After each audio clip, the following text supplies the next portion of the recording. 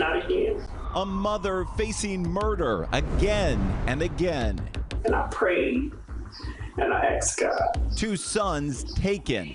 To don't allow this to happen again. Now a dramatic drop in police effectiveness across the Southland that could mean less justice for your family too. Was that drop concerning? Well, absolutely. Only on 9, a CBS News Los Angeles investigation, crime without punishment. Now, KCAL9 has discovered it's a problem across the country and right here in L.A. That's right, Pat. Police call it the homicide clearance rate, but most everyone else calls it the case solve rate. And either way, we now know it's dropped off a cliff in 2020. Well, senior reporter Ross Palombo has details discovered in the crime data, and that's something you'll see only on KCAL9, Ross. Well, Pat and Juan, this is critical information that the police themselves use to see exactly how well they are doing. We poured through the data ourselves, and we found a dramatic drop in homicide cases getting cleared or solved. In 2020, only about half of all those cases were solved. Half. Now that affects all of us when killers remain on the loose, and it's hitting one family especially hard. Never in a million years would I would even think that I would be in the position that I'm in today.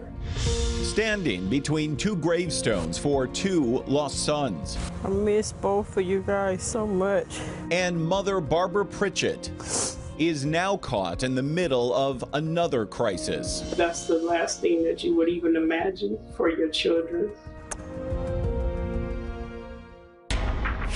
Her child, Devon Hughes, was first caught in the crossfire here outside of a church in 2007. My 15-year-old son was shot one time in the head and died. And how long did it take him to find the shooter for Devon? Within 4 days. And that person went to jail? That person went to jail and is in jail to this day. And after that day, after 3,321 days of mourning, some 9 years later, more gunshots again finding her family. He was standing right here. The people came from the front shooting. Gunshot holes on the wall. She found him laying right here dead. Found dead just steps away from her front door, her second son, DeAndre Hughes. Not again. Not again. And I prayed and I asked God to don't allow this to happen again. Again, there was anguish, but this time there was additional agony. How long was it until you started thinking about who did it? Was it right away? Right away. What did you think? Did you think we're going to get this one too? Yes. But they never got this gunman.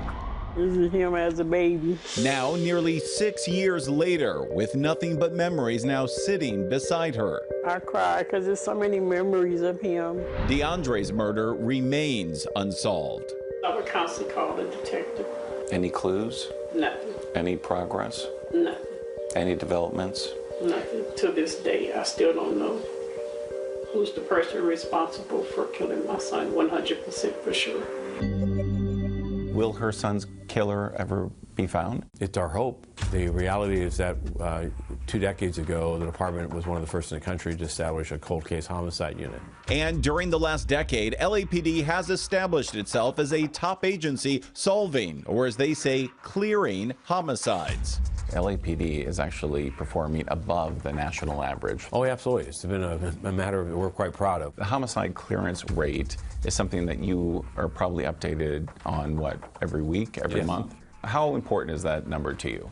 It's a critical number. After analyzing that critical clearance rate for weeks using FBI crime data, CBS 2 has plotted out its rise and fall over the last 25 years. When Devon Hughes was murdered in 2007, our analysis finding that LAPD's rate was on average on a 7-year climb, and his case was quickly solved. But beginning in 2013, there was a dramatic decline in Los Angeles, and by the time DeAndre Hughes was murdered in 2016, the overall trend was already going down, and DeAndre's case does remain unsolved. And by 2020, the last year the data is available, the clearance rate dropped in LA from a 5-year average of around 74% down to 55%, a 25% drop. Was that drop concerning?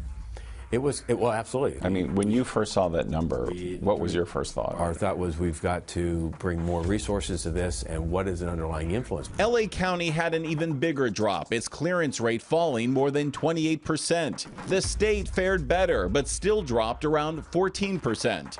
And nationally, the drop was even less severe, but the clearance rate still went down 11% compared to the previous 5-year average.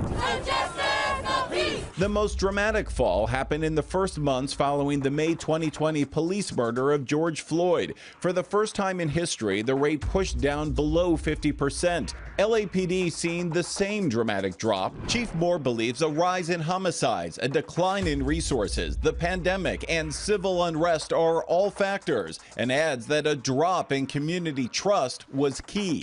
The solving of a crime, of a homicide particularly, is dependent on a community trusting the police. But trust is hard when there is inequity. And when it comes to solving homicides, another look at the data shows it has been racially and ethnically unequal almost everywhere.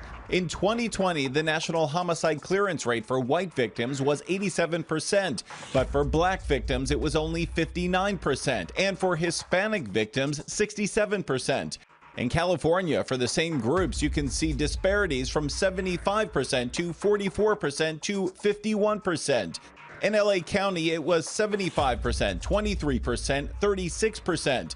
LAPD's numbers were 67% for white victims, 43% for black victims, and 43% for Hispanic victims. That all boils down to a 24-point difference for families like Barbara's. I believe it. What do you think when you hear that? It's not there. Homicide is homicide. And we all deserve to have justice for our children. Is there an element of racism? Yeah, racism is real. It's there. But the reality, LAPD says, is that it treats all cases the same. We never give up. Those individuals all represent lost lives, and they leave behind families and friends, and what we hope to do is solve them at some point. Now, despite what the numbers say about solving her son's murder, My children is laying over in Inglewood Cemetery. Mother Barbara Pritchett can only focus on $50,000 in new reward money, hoping that's the only number that will now matter. You think they're ever going to find who killed your son? I have faith. I don't know. I love your son. I wouldn't wish this pain on nobody. Well, LA Police Chief Michael Moore says that they now have the clearance rate numbers back from 2021, and it's moved back up more than 10 points. It's now at 66%, much higher. He believes that's partially because of staffing going back up. As for the Sheriff's Department and their much, much lower numbers, we reached out to Sheriff Alex Villanueva and even tried to ask him about their huge racial disparities during a live social media event today, and so far have gotten zero response. And Pat and Juan, I can tell you that those numbers that we saw from LASD, the low solve rate, are some of the worst that we've seen across the entire country. And when it comes to racial disparity, some of the widest margins we've seen as well. Well, Ross, nationally, how has the homicide solve rate changed, and how does the ethnic and racial data look there? Yeah, so we looked at all the data, and take a look at this. We plotted it out. In the 60s, more than 90% of murders were solved. 90%. Now watch that line. You see it just keeps going down and down and down until 2020, where the rate dropped to about 50% for the first time in history, a new low. Then look at what happens when we plot out race and ethnicity for the clearance rate or the solve rate. For white victims, the top line over there, it just keeps going up and up, all the while the rate for Hispanics and blacks, the bottom two lines right there, remains much, much lower. Those are major disparities across the entire country. Amazing data. That was hard work. Hard to ignore it, right? Yeah. All right. Thank you, Ross. Thanks, Ross. Sure.